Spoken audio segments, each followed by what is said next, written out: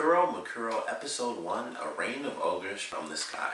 So this is going to be like my first impressions review, then I'll be back for my full season review for this. But so far, I'm interested. I think this was a pretty decent first episode. There wasn't too much going on in it. They definitely have, it's mostly like mystery that kind of got me interested rather than like the actual action element, because it starts off with this crazy battle in like mecha alternate Edo, Japan, and I was like, okay, that's really weird, because based off of the like image that always shows up whenever I scroll past on Netflix, I thought for sure it was modern day. So when that first scene starts, I was like, oh, this is weird, this isn't what I thought it was. And then it's like a huge time skip, and I'm like, oh, okay, that makes sense now. So one of the characters is actually from the past, and I thought that was actually a new element to just what I assumed was going to be like, all right, there's these people, they're all standing, they got their cool anime pose going for the picture. That's like the only reason I liked it, because I was like, the characters look kind of cool, especially like the main guy.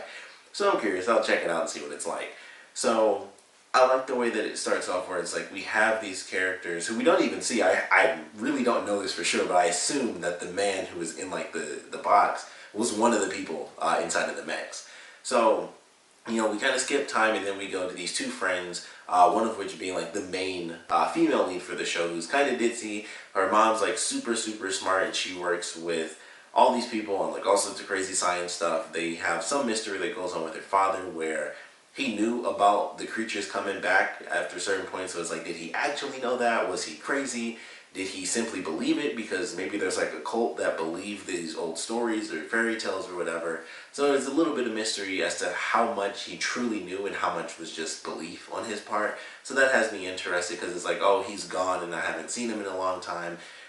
That sort of thing always seems to come back into play in anime. It seems to happen, in television in general, where it's like, oh, I used to have this odd connection, and then that parent that left me behind actually had all these answers, and now I have to find them, or they randomly show up when the crazy stuff starts going down again. So I feel like he'll show up at some point, if not this season, maybe somewhere in season 2.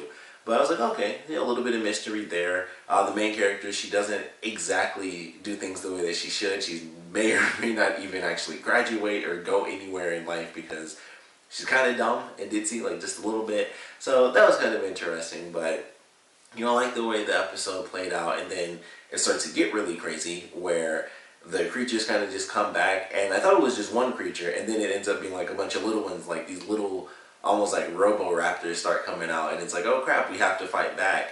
And then the girl basically is like, oh, there's a handprint, and she just puts her hand on this little, this little spot, and this dude pops out of a cube. So there's a million questions there, like, was that like some sort of future tech cryo cube that kept him frozen forever?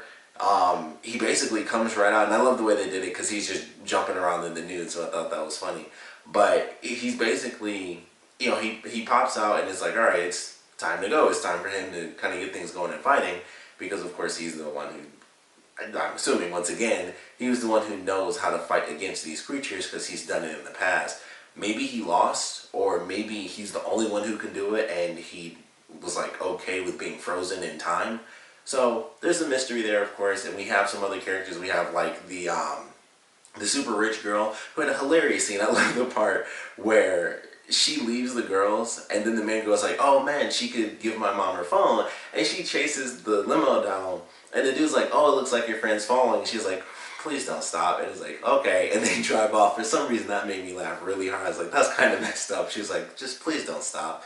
So I love that, but we end up finding out that she's actually one of the fighters. We have another guy who's a fighter as well, who's like kind of like the vulgar, super violent guy, but he doesn't seem to have the same level of skill for all of the talk that he has during the fight. But it was an interesting first episode, and it definitely has me excited to get into the rest of it, get introduced to the rest of the characters as well, because I was looking at some other pictures before I did this, looking at like my thumbnail stuff. I was like, oh man, there's basically like 3 or 4 other characters in like the main picture that's shown on Netflix that don't even show up in the first episode. So I'm like, all right, there's still more actual main group, main characters for like our, little small cast that haven't even been introduced yet. So I'm looking forward to that. I think it's fairly decent. I love samurai stuff, so I feel like that's kind of where it's headed. I've seen some other images where, even in this episode, the dude is kind of jumping around with a blade. So it's like, alright, looking forward to see what he can do and how they kind of start to kick things up and really the story behind it. So I know there's 2 seasons. I heard that there already was going to be a 3rd season, so that's good for me getting, starting the series now and knowing that it's at least going to get 3 full seasons. But I thought it was a decent first episode. It didn't, like completely blow my mind, but it was definitely one of those things where I was like, it's not like I hated it or thought it was even bad. I was like, this is good, and I'm excited to see it get even better. So I'm definitely looking forward to it. Of course, if you've seen this episode or you're thinking about checking it out or anything like that, we'd love to know. So please put your comments down in the comment section below. If you have seen it, of course, we'd love to know your favorite parts and least favorite parts about this episode. What theories you guys had. You may have already seen it because, like I said, I'm on the first season, and I think the first season came out like 2 or 3 years ago. I'm fairly far behind. But we'd love to know how you guys felt about this very first episode. As far as theories, the only real one that I have is about the father. I assume that he's going to come back into play somehow. Like I said, it may not be this first season, but we're going to get some answers on that. That's just how television works, whether it's anime or live action. Some things are just the same. It's like, you have that distant character who had somehow these answers, and somehow this character was right about this crazy supernatural thing that either, people knew about it. That was obvious, from the fact that they had, like the robots ready to fight. They had people trained to do it. So that's another element where it was like, I can't tell exactly how much the people in this world believe what's happening versus how much they're unprepared, because it's like, all right, we got meteorites coming down and we don't know what's happening. But they also had machines waiting to fight these other robots. I'm like, so they kind of knew what was happening. It was like, once again, one of the things that had me interested in watching further. Like, all right, exactly where is the line drawn as far as what's real and what's not for these people, and what they are or are not ready for. So it had me interested. But as far as I'm concerned, the only real theory I have is the father will come back in some way, shape, or form. The guy will be the one to basically help train the other people and truly prepare them for what's coming next, because this was like the first wave.